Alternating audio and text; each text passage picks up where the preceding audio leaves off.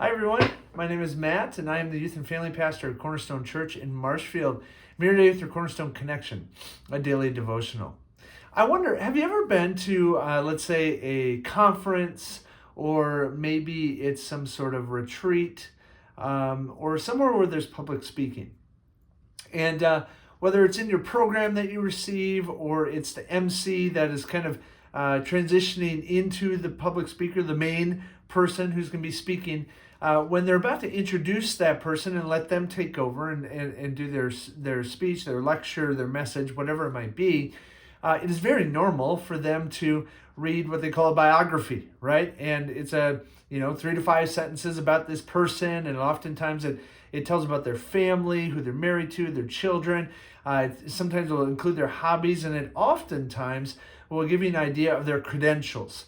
What they've done as far as schooling, some of their accomplishments, maybe books that they've written, because it makes you go as the listener, all right, I can listen to this guy, I can listen to this gal because of all that he or she has accomplished. Now I kind of know them, I know where they've been, I know what they've done, okay? Well, as we open up to the Gospel of John in chapter 1, the Gospel writer John does this for us in regards to Jesus. Now, this is the only place in the Bible in which you can find a really good description of who Jesus is, just a thick, wonderful description of who he is by nature. You could go to Colossians 1, verses 15 to like 21. You'll get a good description there. But I really love how John introduces Jesus, and he'll also touch on John the Baptist, but his main focus is on who Jesus is in verses 1 through 12. And as a follower of Jesus, and I assume many of you who are listening today are also followers of Jesus, if you're like me, sometimes you just need a reminder of who this Jesus is that you follow. Just how wonderful he is and how great and how grand he is. Sometimes because he was fully human and walked this earth, we can normalize him too much, and we can forget that, yes, fully human Jesus is, but fully human God, or fully God Jesus is as well. And so John in the first 12 chapters gives us this great description of who Jesus is, and also he tucks in there, because of who he is, what he has done for you and for me. So let me just read John's words, verses 1 to 12, and maybe add a couple of comments, but quite honestly, he does enough to fill our tank as we begin today. So here we go. John writes this. He says, "In the beginning was the Word," capital W, Jesus. "And the Word was with God, and the Word was God." Jesus was fully man, fully God. Verse 2, "He was with God in the beginning. Through him," through Jesus, "all things were made. Without him, nothing was made that has been made."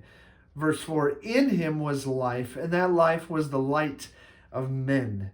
But the darkness," and in verse 5, "the light shines in the darkness, but the darkness has not understood it." How incredible is that description? Verse 6, "There came a man," this is about John the Baptist, "who was sent from God, and his name was John. He came as a witness to testify concerning that light," that being Jesus, "so that through him all men might believe. He himself," John, "was not the light. He came only as a witness to the light," Jesus.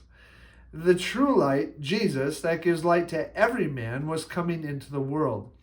He was in the world, and though the world was made through him, the world did not recognize him." Isn't that incredible? How we, those who are designed and created, did not recognize our creator, our designer. Verse 11, "He came to that which was his own, but his own did not receive him.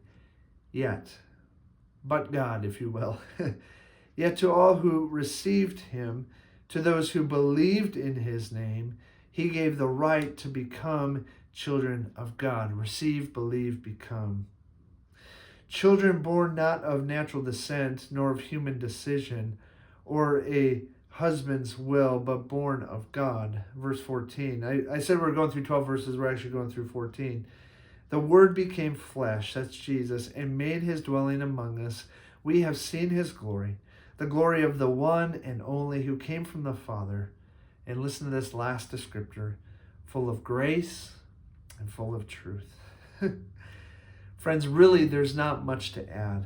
I'd encourage you, in fact, to go back and reread this slowly, maybe 2 or 3 more times, and you might jot down some things about who this Jesus is and what this Jesus has done, and then what that means for your identity and what you are to do. Jesus is full of grace and full of truth. Verses 1 through 14 of John chapter 1. If somebody says, "Who is Jesus?" just say, "This is Jesus." These 14 verses. What a beautiful description, and what a great reminder for those of us who follow him, of who we follow and who we get to share with others. Friends, enjoy Jesus today in all that he brings to the table, and who he is and what he's done. We'll see you next time on the Cornerstone Connection. Have a great day.